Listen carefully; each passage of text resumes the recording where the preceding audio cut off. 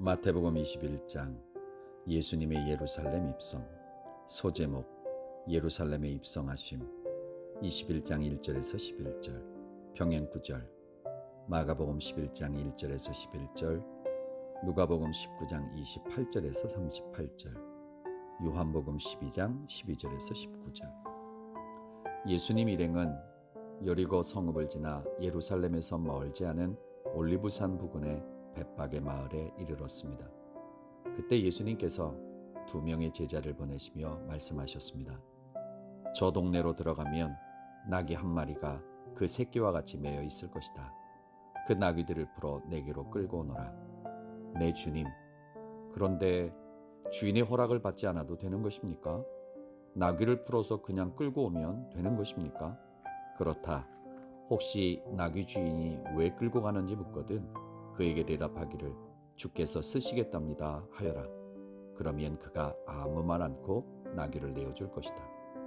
올리브산에서 예루살렘 성읍까지의 거리는 불과 2에서 3km 정도였습니다. 그런데 예수님은 굳이 나귀, 그것도 나귀 새끼를 타고 예루살렘으로 입성하시려 하셨습니다. 왜일까요? 이 시점에서 예수님은 자신이 구약에서 예언된 그 메시아임을 공개적으로 드러내시려 하셨습니다. 그래서 나귀 새끼를 타고 예루살렘으로 입성함으로써 스가랴 선지자의 예언을 성취시키려 하셨던 것입니다. 그렇다면 아주 오래전 주전 520년경에 활동한 스가랴는 무엇이라고 예언했을까요? 스가랴서 9장 9절. 시온의 딸들에게 일러라. 보라, 너희 왕이 너희에게 오시리라.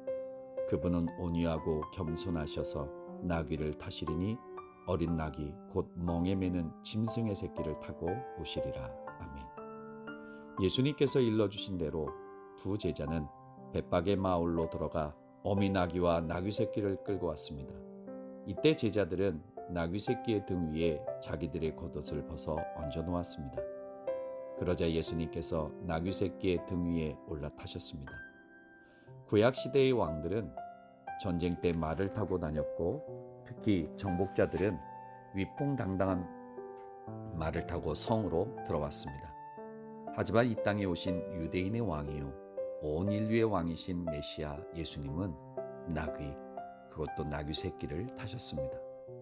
그 까닭은 메시아인 예수님은 정치적인 세상의 왕들과는 전혀 다른 왕으로 인류에게 참된 평강과 영원한 구원을 가져다주는 겸손과 온유의 왕이시기 때문입니다. 예수님께서 나귀 새끼를 타고 예루살렘 도성으로 들어가시자 예수님을 뒤따르는 무리들 가운데 많은 사람들이 서로 앞다투어 자기 겉옷을 벗어 길 위에 길게 펼쳤고 어떤 사람들은 나뭇가지를 꺾어다가 길바닥에 깔기도 했습니다. 당시에 이 같은 행위는 성 밖으로 나간 왕이 다시 성 안으로 들어올 때 기쁘게 환영한다는 영접의 표시였습니다. 이때 사람들은 마침내 예수님이 유대인의 왕이 되어 로마의 식민지 지배하에서 나라를 해방시키고 자기들을 구원해줄 정치적 메시아로 생각하고 있었습니다. 군중들은 나귀 새끼를 타신 예수님을 앞뒤에서 에워싼 채 예루살렘 도성 안으로 행진하면서 크게 환호했습니다. 호산나! 다윗의 자손이여! 주님의 이름으로 오시는 분이여! 호산나! 지극히 높은 곳에서 호산나! 호산나는 이제 구원하소서란 뜻의 히브리어 호시아나를 헬라어로 음역한 말입니다. 처음에는 기원과 호소의 뜻으로 쓰였지만 점차 축하와 찬양의 뜻으로 사용되었습니다.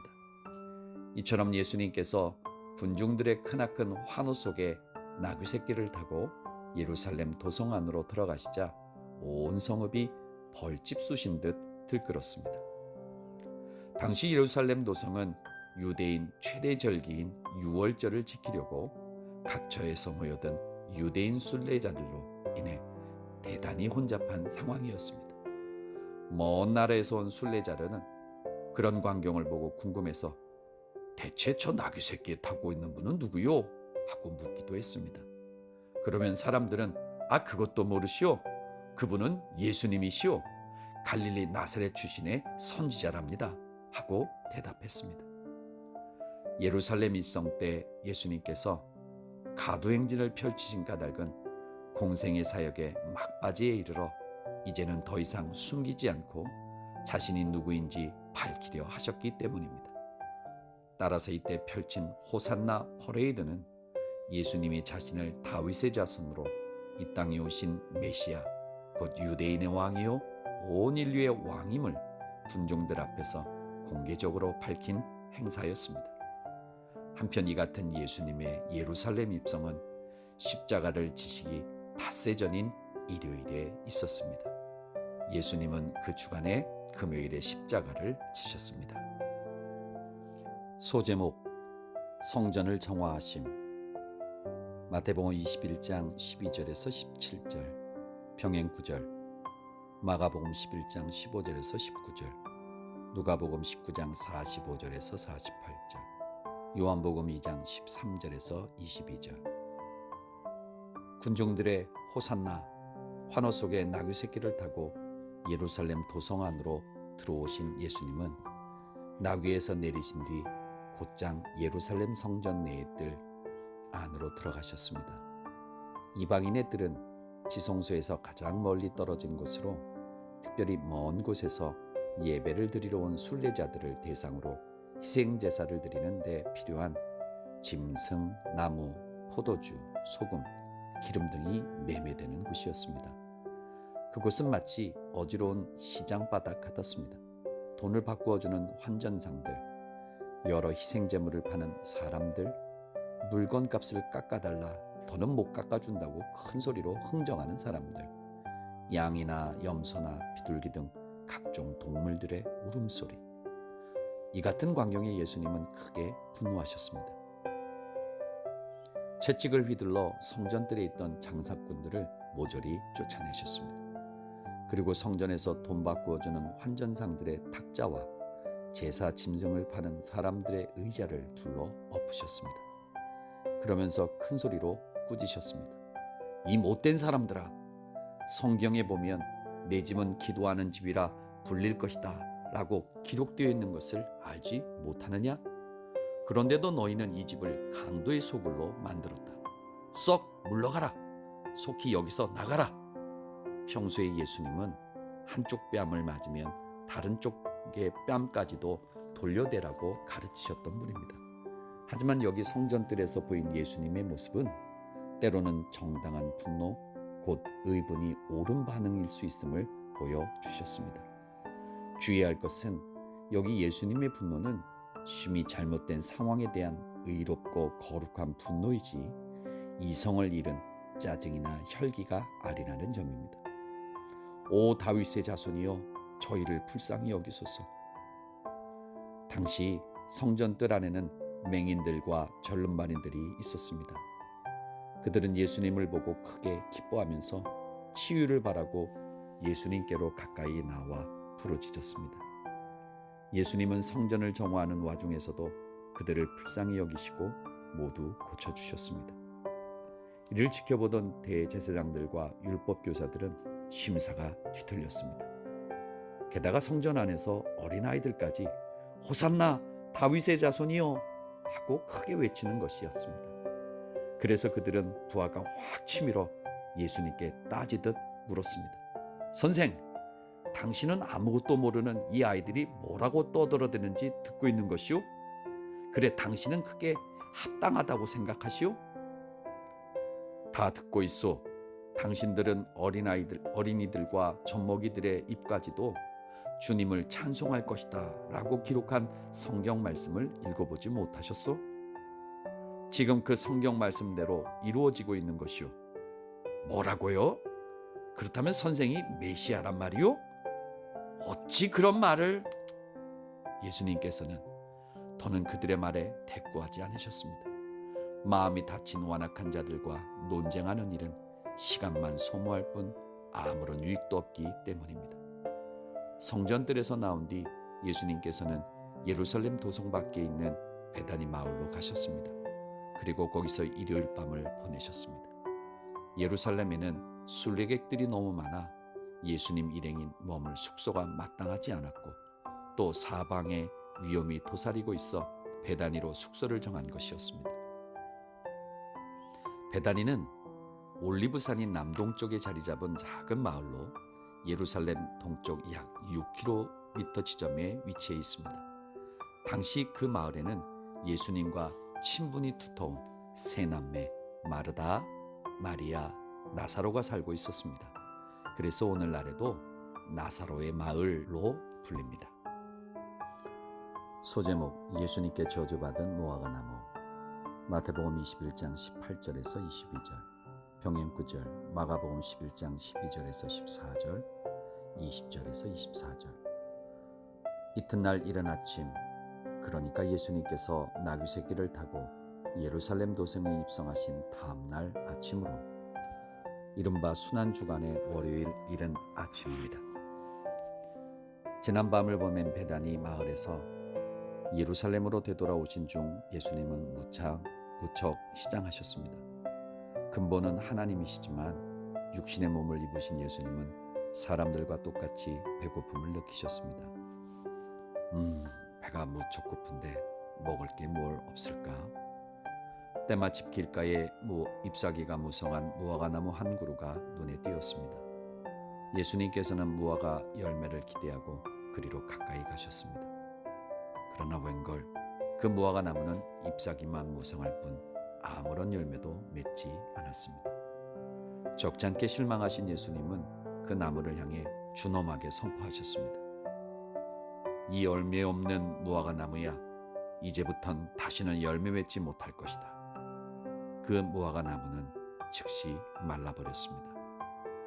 무화과나무가 열매를 맺는 시기는 대개 6월에서 7월경입니다. 하지만 예수님께서 그 열매를 구한 때는 6월절 절기인 4월경으로 그 시기가 빨랐습니다. 무화과나무가 열매를 맺지 못한 것은 어쩌면 당연합니다. 그런데도 왜 예수님은 열매 없는 그 무화과나무를 저주하셨을까요? 그 무화과나무가 풍성한 잎사귀를 가졌음에 주목해야 합니다. 비록 무화과 열매가 맺힐 계절은 아니었다 할지라도 그 무화과나무는 잎사귀가 풍성했기 때문에 무언가를 줄 수 있을 것처럼 보였습니다. 말하자면 풍성한 잎사귀는 사람을 현혹하는 위선적인 치장 같은 것이었습니다. 마치 잎사귀만 무성할 뿐 열매 없는 그 무화과나무처럼 외식주의와 형식주의에 빠져 겉모습만 그럴듯하고 신실한 삶의 실천이 없는 당대의 유대인들에게 생생하게 경고하신 것입니다. 나아가 삶의 열매가 있는 듯 보이지만 실제로는 아무 열매가 없는 모든 시대의 사람들에게 장차 하나님의 심판이 있으리라는 것을 경고하신 것입니다. 예수님이 저주하시자 금방 말라버린 무화과나무를 보고 제자들이 크게 놀라 예수님께 물었습니다. 주님, 어떻게 해서 무화과나무가 이처럼 금방 말라버렸습니까? 너희가 믿고 의심치 않으면 너희는 이런 일뿐 아니라 더 큰 일도 능히 감당할 수 있느니라. 심지어 저 산더러 명하기를 땅에서 들려 바다로 옮겨가라 해도 그대로 될 것이다. 너희가 기도할 때 믿고 구하면 구하는 것은 무엇이든 다 얻을 수 있느니라. 의심치 않고 믿고 구하는 기도는 기도의 큰 능력에 관한 교훈입니다. 열매는 없고 잎사귀만 무성한 나무처럼 삶의 실천에 따른 착함과 의로움과 진실함의 열매 없이 거추장스러운 외식과 형식만 요란한 당시의 바리새인들처럼 이기적이고 불의한 욕심만 채우는 그런 기도가 아닌 참된 믿음에서 우러나온 기도는 무엇이든 응답받는다는 가르침입니다. 소제목 예수님의 권위에 대한 논란. 마태복음 21장 23절에서 27절, 병행 9절, 마가복음 11장 27절에서 37절, 누가복음 20장 1절에서 8절. 무화과나무를 저주한 뒤 예수님께서는 예루살렘 성전에 들어가셔서 사람들을 가르치셨습니다. 한참 열심히 가르치고 계실 때 성전에서 주인 노릇을 하는 대제사장들과 유대의 종교 지도자들이 추궁하듯 따졌습니다. 아니 선생, 당신은 무슨 권한으로 이렇게 성전에서 사람들을 가르치는 거요? 누가 선생에 그런 권한을 주었단 말이요? 줬어. 먼저 내 질문에 대답하면 내가 무슨 권한으로 이런 일을 하는지 알려주겠어. 그게 무슨 질문이요? 세례 요한은 무슨 권한으로 사람들에게 세례를 베풀었던 것이요? 하나님으로부터 받은 권한이요? 아니면 사람에게서 받은 권한이요? 이 질문은 예수님의 권위가 누구에서부터 온 것인지를 그들 스스로 깨닫게 하려는 질문이었습니다. 예수님의 갑작스런 질문에 그들은 크게 당황해하는 기색이 역력했습니다. 잠시만 기다려 주시오. 우리끼리 의논해보고 대답하도록 하겠소. 그리고선 자기들끼리 머리를 맞대고 의논하기 시작했습니다. 거참, 예수한테 뭐라 대답하면 좋겠어? 세례 요한의 권한이 하나님으로부터 온 것이라 대답한다면 저자가 우리에게 추궁하기를 그렇다면 왜 세례 요한을 믿지 않았느냐 하고 다시 물을 게 뻔하지 않소? 그렇다고 사람에게서 받은 것이라고 대답하자니 군중들이 가만히 있겠소? 지금 군중들은 세례 요한을 하나님의 선지자도 받아들이고 있지 않소? 거참 대답하기 참으로 곤란하구려. 결국 그들은 인상을 찌푸리며 예수님께 대답했습니다. 우린 선생의 질문이 부당하다는 결론을 내렸소. 그래서 대답해 줄 수 없어. 그렇다면 나도 당신들의 질문에 대답하지 않겠소. 사실 유대의 종교 지도자들은 세례 요한의 권한이 하나님에게서 비롯된 것임을 잘 알고 있었고 또한 예수님의 질문 의도가 무엇인지도 알고 있었습니다. 그러나 그들은 그런 사실을 인정하기 싫어서 그냥 모르겠다고 대답했습니다. 결국 그들은 자기들 꾀에 스스로 속아 넘어가 예수님에게 신성모독의 죄를 덮어 씌우려던 계획을 포기하고 말았습니다. 소제목 두 아들의 비유 마태복음 21장 28절에서 32절. 대제사장들과 유대의 종교 지도자들이 예수님의 질문에 모른다고 대답하자 어물쩍 넘어가려 하자 예수님께서 하나의 비유를 들어 그들의 죄악을 지적하셨습니다. 내가 비유 하나를 들겠다. 당신들은 이 비유를 듣고 잘 생각해 보시오. 무슨 비유인데 그러시오? 어떤 사람이 두 아들을 두었소. 하루는 아버지가 큰 아들에게 말하기를 얘야 오늘 포도원에 가서 일하여라 하였소. 그러자 큰 아들은 대답하기를 네 가겠습니다 하고는 정작 포도원에 일하러 가지 않았소. 아버지는 작은 아들에게도 똑같이 말했소. 그러자 작은 아들은 대답하기를 싫어요 아버지 라고 했지만 얼마 뒤에 뉘우치고는 아버지의 말에 순종하여 포도원에 가서 일했소. 당신들은 두 아들 중 아버지에게 순종한 아들은 어느 쪽이라 생각하시오? 물론 작은 아들이요. 그렇소. 그러므로 세리들과 창녀들이 당신들보다 먼저 하나님의 나라에 들어갈 것이요. 세례 요한이 와서 당신들에게 옳은 길을 보여주었을 때 세리들과 창녀들은 그의 말을 들었지만 당신들은 듣지 않았기 때문이요. 당신들은 옳은 길이 무엇인지 알면서도 끝내 뉘우치지 않고 그를 믿지 않았던 것이요. 이 비유의 가르침은 분명합니다.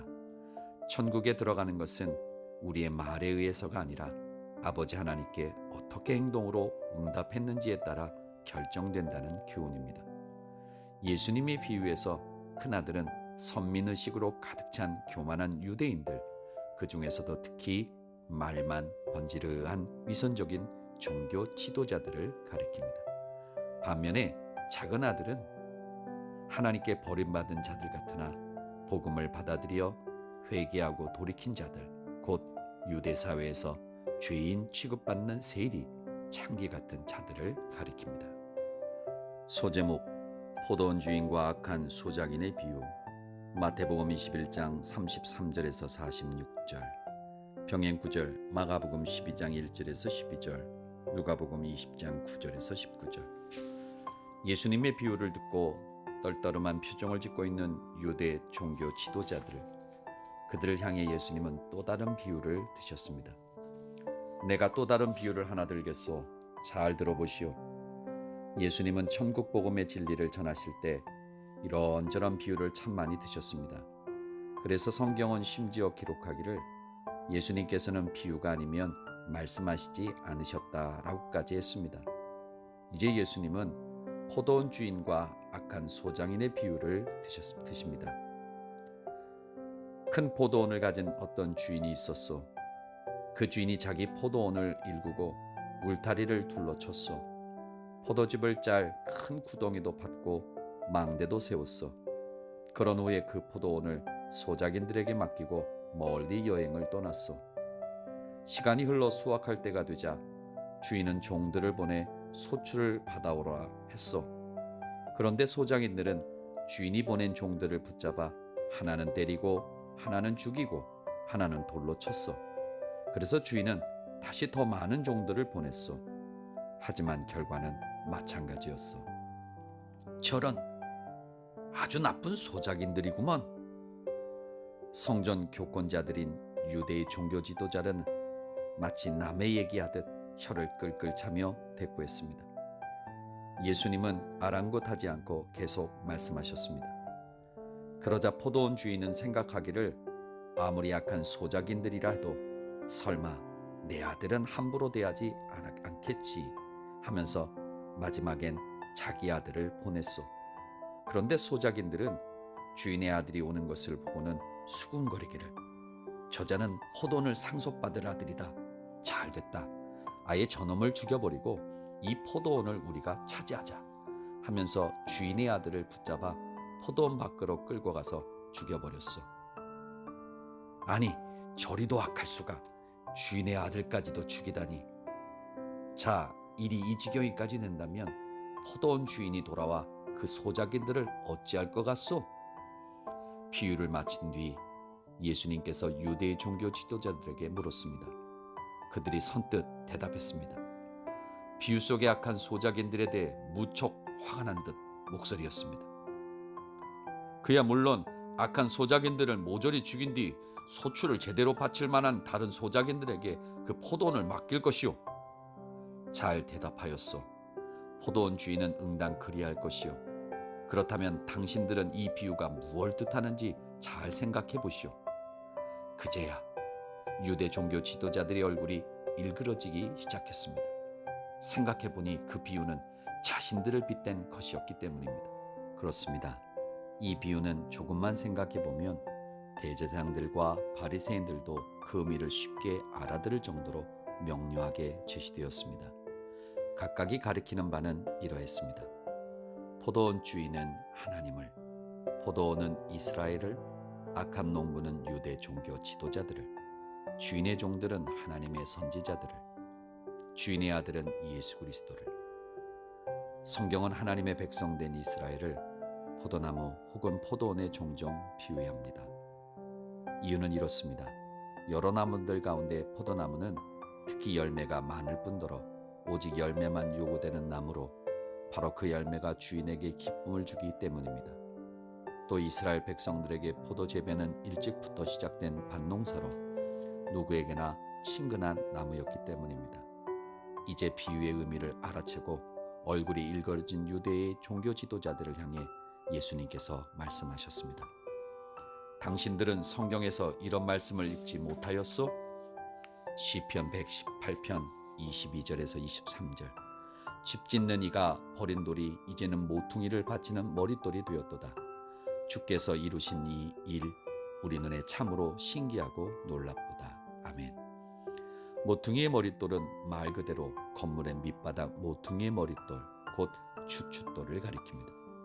이 돌은 건물을 지탱하기 위해서는 필수적으로 요구되는 가장 중심되는 돌입니다. 예수님은 자기 백성 이스라엘을 올바로 세우기 위해 모퉁이의 머릿돌로 왔지만 교만하고 어리석은 그 땅의 건축자들, 이스라엘의 정치, 종교 지도자들은 그 돌을 하찮게 여겨고 무시하고 내던졌습니다. 그 결과 예수님은 이방 교회의 모퉁이 머릿돌이 되어 교회를 든든히 세우셨습니다. 물론 읽어보았소. 시편 말씀이 아니오. 그 말씀이 대체 어쨌단 말이오? 잘 들으시오. 하나님은 당신들에게서 하나님의 나라를 빼앗아 나라의 소출을 제대로 바칠 신실한 백성들에게 맡기실 것이요 누구든지 이 모퉁이 돌 위에 넘어진 사람은 모두 다칠 것이고 이 모퉁이 돌 밑에 깔리는 사람은 가루처럼 으깨어질 것이요 그렇습니다.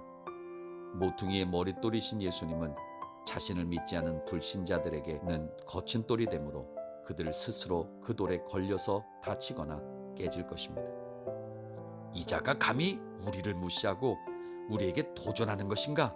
괘씸한 대제사장들과 바리새파 지도자들은 이 비유가 자기들을 두고 하는 말인 것을 알아차리고는 예수를 체포하려 했습니다.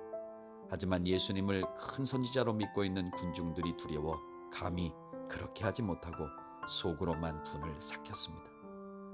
예루살렘 성전에서 나오는 긴장된 분위기가 성읍 전역으로 퍼져나갔습니다. 꼭 무슨 일이 터질 것만 같았습니다. 로마 총독은 평소보다 더 많은 군사들을 배치했습니다.